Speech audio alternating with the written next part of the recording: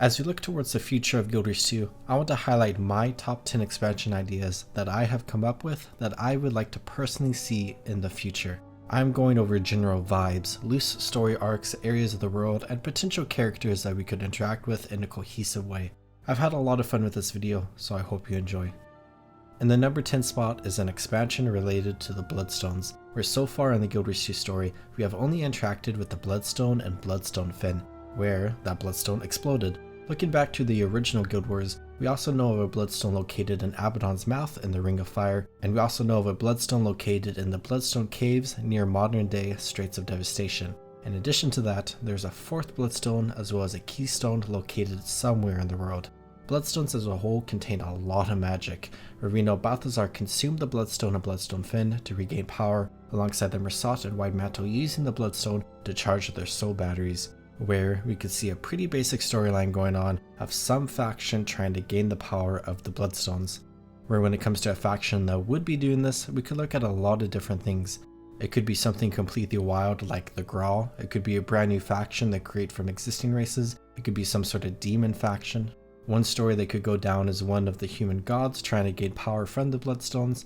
This could also connect back to some sort of story with the ancient races, and perhaps tie into the mysterious Mersat located somewhere in the mists. But one faction I would love to see have more story added onto, which is something I'm going to repeat a couple more times in this video, is the Nightmare Court, where through whatever story ArenaNet wants to tell, the Nightmare Court are trying to utilize the Bloodstones to gain power, and we have to stop them.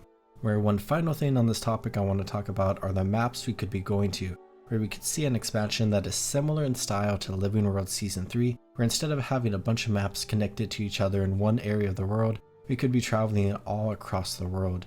We could get another map in the Ring of Fire with Abaddon's Mouth, we could get the Bloodstone Caves, which could maybe add a map to the area of the world between Sparkfly Fen and Timberline Falls. Then we could get 2 additional maps where, yes, I know we are getting 3 with each expansion, but they could add 4 slightly smaller ones, but 2 additional maps located literally anywhere else in the world where they want to put the last Bloodstone and the Keystone. Maybe somewhere in the Maguuma Wastes or the Scavenger's Causeway. The possibilities are endless. In the number 9 spot is a Nightmare Court expansion. I said I'd talk about them again, but I would love an expansion related to this faction and storylines that would expand upon the Sylvari as a whole. We have some stuff that we can dive into with the aftermath of Mordramoth, and we can also learn more about the Pale Tree, where the last major interaction we had with her was while she was still recovering from the attack by the Shadow of the Dragon, where we had the Heart of Thorns expansion that focused a lot on the Sylvari, and some people may be tired of that with the newer expansion, but I personally would love this. Just more Sylvari storylines in general would be great. But the Nightmare Court is a faction that was supposed to be a major focus of the Heart of Thorns expansion, but was cut, where we have a lot of potential stories that could be going on with them, especially with the introduction of Cantha, who may be the new leader of the court, and her appearance during the Fashion Wars 2 event may suggest that the Nightmare Court are actually friendly towards the rest of the Sylvari now.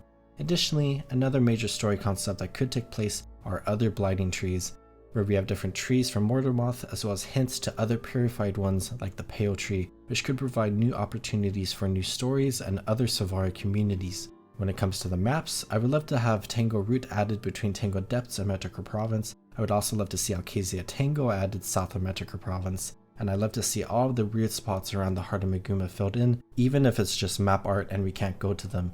Beyond these 2 locations, we could also head to other areas like the Ring of Fire or the Maguuma Wastes, or any number of different locations depending on what the story is. Perhaps a zone in the Dream of Dreams? And the number 8 spot is an expedition to the Isles of Janthir, where Janthir has been a highly requested location for us to visit for a very long time, where the stories going on here can relate to a lot of different topics. It could be related to the Mersat and more stories connected to the ancient races, including a potential storyline with a potentially lost Mersat in the mists. It could be connected to an expansion of the Wizard's Court and Astral Ward with the potential penitent magic that I have speculated about on this channel. It could be connected to the Bloodstones that we talked about earlier, or perhaps one of them is in Janthir, and any number of different ideas. I think the biggest thing with this type of expansion is a very lore and discovery heavy expansion, where perhaps we are going on an expedition with the Dermot Priory to these unknown lands, and we have no idea of what is ahead of us, where we have new massive lands to explore that could have an exceptional amount of secrets and puzzles and scavenger hunts in them compared to previous expansions. where perhaps they develop new types of content similar to public dungeons from Elder Scrolls Online that kind of integrates the open world into instance content for solo players or small groups. We could have a lot of stuff going on where the Mrsat have left a ton of traps and we have to overcome them. Perhaps some new faction of people from somewhere in Tyria have taken up residence in this location, and so many other stories could be told here. And the number 7 spot is an expedition to northern Maguuma, where my idea here is pretty much the exact same thing as the previous spot, but taking place in northern Maguuma instead of the Isles of Janthir, where I would want this to be a heavy exploration and discovery focused expansion with a lot of the same ideas that I just talked about in the previous spot, where I would definitely love to see a focus on ancient ruins that we can wander through alongside massive fortifications that we have to fight through which belong to some sort of faction. A major exploration aspect I would love to see is an expansion of the Sandstorm system from Drytop, where I would love to see the map be super easy to navigate for the most part, but when a sandstorm sweeps into certain spots in the maps, it becomes a fight for survival. We could have stuff like losing access to riding griffins in the sky scale because of the wind, we could have to seek refuge if we are out in the elements for too long, and a bunch of other stuff. This system would likely be very unpopular in the community as a whole, but I would enjoy it. When it comes to the story, it's pretty open-ended. It could feature new factions of enemies or tie up some loose ends. I could see maybe one last hurrah for the White Mantle where we have to eliminate the survivors of that faction, given the fact that there are likely White Mantle bases deep in the Maguuma wastes. But really, it's open-ended and we could see a wide variety of different stories told here. And the number 6 spot is a return to Cantha. With the End of Dragons expansion, we explore a lot of Cantha in the Guild Wars 2 world, but when it comes to what we explored in Guild Wars 1, the areas of the world map, and the stories that have been hinted at, there is a ton more stuff to do in Cantha, where when we look at the map, there could be a wide variety of different areas we go to. When it comes to gameplay systems, we could see a lot of new stuff, or we could go back to End of Dragons and expand on older systems like the Jade Bots and Skiffs.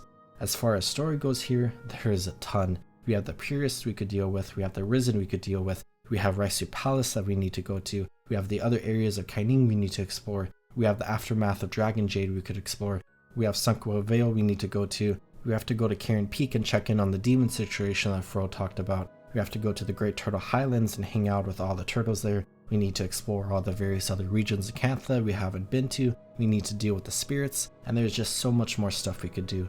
End of Dragons touched on a decent amount of stuff with Cantha, but I really hope we get to explore more in the future. And the number 5 spot is the region of the world that I want to go to most because of how much I have hyped up the aesthetics of this place in my brain, and it's the Woodland Cascades. This is the area north of Kryta that we explored a little bit of in the original Guild Wars, and have only been to part of in southern Drizzlewood Coast, and technically the Bastion of the Penitent.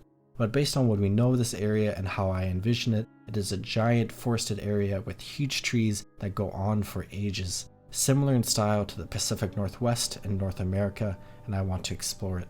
When it comes to the story, this could be similar in style to places like Janthir or the Maguuma Wastes that I have talked about in this video, but it could also focus on a lot of similar stories that we could talk about with Janthir when it comes to the Mrsat or the potential 7th magic of the Wizard's Court. It could also focus a lot on the Centaurs, and we could see the various factions of Centaurs expanded on more.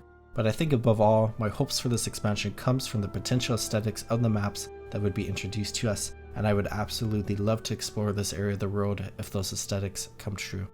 And the number 4 spot is a very broad idea, and it is to go to a brand new area of the world.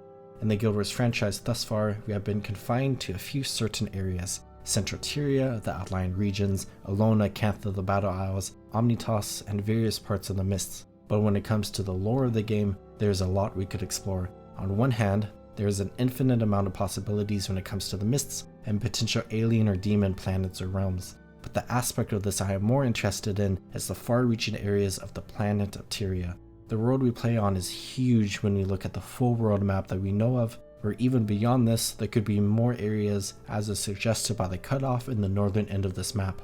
But really, there are a lot of new possibilities. New species, new allies, new enemies, new factions, new environments, new cities, new stories, and so on and so forth. One area that I am super interested in going to is the icy tundra far north of the far Shiver Peaks. I just imagine this place as an absolute wasteland of rolling glaciers and snowy mountains that could house titanic creatures we need to fight. But another interesting spot is the Sunken Islands, as well as the lands around the Sunrise Crest, because the German Priory has marked trading routes to these two locations, which suggest that there are different nations located here we can interact with. And then there are various other areas that sound cool, many of which are joke names like Not Real or references to developers like Kim and Dalye. In the number 3 spot is a Sea of Sorrows expansion. This is one that people have been talking about for a long time and could introduce some cool things for us. There are a variety of islands in the Sea of Sorrows and out towards the Unending Ocean that we could explore. We could explore the Delestial Seaboard, the Delestial Arena, the Dominion of Winds, the Outcropping by Sparkfly Fen, potentially even the Alcasia Tangle, maybe the rest of the Ring of Fire, the southern cape of the Heart of Maguuma, or they could pull a Southsun Cove and add another island or landmass to this area of the world. This could also be the expansion that introduces the Tengu playable race to the game. In the event that we get a new playable race, this could be an expansion that expands the skiff system and adds more boating or sailing mechanics to the game. This could be an expansion that overhauls the underwater systems, and we could see an underwater zone added to the game, and just so many more ideas. The Sea of Sorrows is a cool location in lore, and is something that I've just always wanted to see more fleshed out and available to explore. There could be a lot of potential stories, maybe a pirate-heavy storyline, or maybe a massive storyline related to the Tengu. This could be a story connected to the mysterious deep-sea monster that drove the underwater races north, or, like with everything, countless other ideas. In the number 2 spot is a return to Elona. Much like a return to Cantha, we can return to Elona and explore many other areas that we never explored in the Path of Fire expansion, and continue some stories we haven't finished. There's a lot more to Astan we can explore, more to Vabi, Korna, the Sulphurous Waste, and the Crystal Desert. We could explore more of Dashka, or journey towards Zalana or the Scavenger's Causeway. Wish those last two could also be expansions in their own right, because these are massive areas that we know almost nothing about. But when it comes to the story, there's a lot we could touch on. There are countless stories from the original Guild Wars, from Path of Fire, and potentially new stories as well. But the main thing that I would want to focus on is the political crisis in Elona. We left Elona partway through Living World Season 4, where Palawa Joko had died and the various factions of Elona were vying for power. The 4 major factions were the Order of Shadows, the Mortar Crescent, the Joko Loyalists, and the Free Awakened. Where the Order of Shadows is a pretty cool faction that is a standard ally that we see, where I love their history with them having previously been the Order of Whispers. The Mortar Crescent and Joko Loyalists are also interesting with the stories that could be told there, but the Free Awakened are exceptionally special to me because of how cool of a concept they are. Where their ambassador, Sienna, is one of my favorite characters in Guild Wars 2, and I really hope that we would see her playing a big part in this expansion. There are also countless other factions we could deal with, like people claiming the throne to the different Elonian nations, or some farmer union, and so on. And now for the number 1 spot, for the expansion that I want to see most in Guild Wars 2, and it is an expansion expanding the Charr story, and there is a lot we could talk about here. We could explore more of the Blaze-Ridge Mountains and the stories going on with the ogres and how they interact with the Charr. We could explore more of the areas near Ascalon, such as the ruins of Janthir, and see a conclusion to the Ghost storyline. We could learn more about the Flame Legion and how they have integrated back into Charr society. We could explore more of the Ash Legion and visit the Ash Citadel somewhere in the world. We could return to the Blood Legion homelands and explore more of the Blood Legion and visit the Blood Citadel somewhere in that part of the world, and so on and so forth. A big aspect of this expansion would be the characters, where we have been introduced to many different Charr throughout our time playing Guild Wars 2, and we are seeing the political systems of the Charr shuffled around, with the Iron, Blood, and Flame Legions getting new imperators. This could also lead to a storyline related to the Connor, where perhaps we see one of these characters unite the Charr under a single banner once again. I think when we look at all the ideas here, we could really divide this into 2 expansions. One that is further south towards Ascalon that deals with Janthir and brings a conclusion to the Ghost storyline. We could see Ridlock do big things, we could learn more about the ogres and the Blaze-Ridge Mountains, and we can maybe learn more about the Ash Legion and the Ash Citadel. A second expansion could be further up north in the Blood Legion homelands, and could be an expansion that occurs after the events of the previous one, where now that the Ghosts have been dealt with, we start to deal with a lot of political stuff. We could explore more of the Blood Legion homelands, which I would love because of how much I enjoy Grothmar Valley.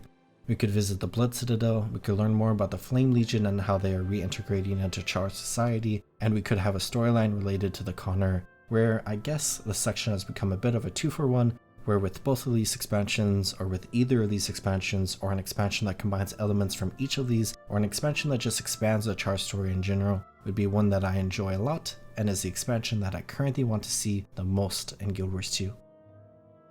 And that's my list. I hope you enjoyed. There really are a lot of expansion ideas that we could go with in Guild Wars 2. I didn't even touch on ideas like the Norn, the Koden, the Isura, and other underground races, and many other ideas. I also want to give a shout out to the Guild Wars 2 community because people come up with many great ideas of their own, and I'll share a few down in the description. I hope you all are taking good care of yourselves. Have a good one, everyone.